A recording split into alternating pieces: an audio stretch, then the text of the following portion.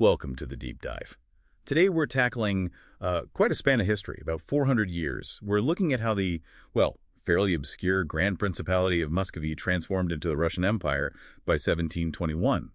And our focus isn't just on the wars, right? It's more about the institutional gears, the strategic choices behind the scenes. Exactly. And what's really striking, I think, is how Muscovy's initial success wasn't purely military.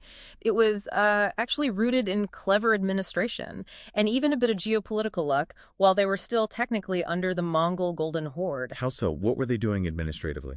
Well, they managed to secure the Yarlik. That was the crucial Mongol permit, basically a license to act as the led prince. And they used this position very shrewdly. Ah, so they became the Horde's main tax collectors for the other East Slavic principalities. Is that the idea? Pretty much. They were the fiscal agents. And this role, collecting tribute, managing those flows, it forced them to build an administrative apparatus really early on. So you're saying that this administrative function, gathering wealth and data, was maybe more foundational than early battles? Arguably, yes. It gave them the skeleton of a state, the centralized know-how, long before they achieved full independence. It really sets the stage for later events. Like the famous Battle of Kulikovo in 1380, everyone knows Dmitry Donskoy, the hero. Right. A massive cultural victory, a huge morale booster. But politically, it didn't last. Because Moscow got sacked just 2 years later and they went back to paying tribute. Exactly. So the real break, sovereignty-wise, wasn't Kulikovo. It was much later, 1480, the Great Stand on the Ugra River under Ivan III. And that was bloodless. Essentially, yes. Ivan III basically called the Horde's bluff. Their internal problems meant they couldn't effectively project power anymore, and their allies didn't show up. It proved that patient administrative buildup could outperform perhaps premature military confrontation. Okay, so independence achieved. Mm-hmm. Then comes Ivan IV, the Terrible. He formally takes the title Tsar in 1547. What does he build institutionally? This is where you see real centralization kick in. He establishes the prikazy. Think of them as the first proper government departments, specialized chancelleries. Handling specific things, like foreign affairs, military treasury. Precisely. And alongside this, massive expansion. Conquering Kazan and Astrakhan was key. It gave Moscow control of the entire Volga River, a vital trade artery. But there's always that tension, isn't there? Building a state loyal only to the Tsar versus the old power structures, the hereditary nobles, the boyars. Absolutely. And that brings us to the Oprichnina, 1565 to 1572. This wasn't just random terror, though it was certainly terrifying. What was its purpose then? It seems to have been a deliberate institutional tool designed to break the political and economic power of the traditional boyar aristocracy, violently. It was about clearing the path, ensuring that power flowed from service to the Tsar, not from inherited land or titles. A brutal but effective way to reshape the elite. So that groundwork is laid. Then comes the time of troubles, chaos, near collapse, and the Romanovs emerge. Right. And the early Romanovs, their absolute first priority was stability. They needed to secure the state, guarantee its finances, its manpower. Which leads to a really monumental and frankly grim piece of legislation in 1649. The Sobernoye Ulazhny, the new law code, yes. And its most profound impact was the formal legal codification of perpetual serfdom. Binding the vast majority of the population, the peasantry, to the land.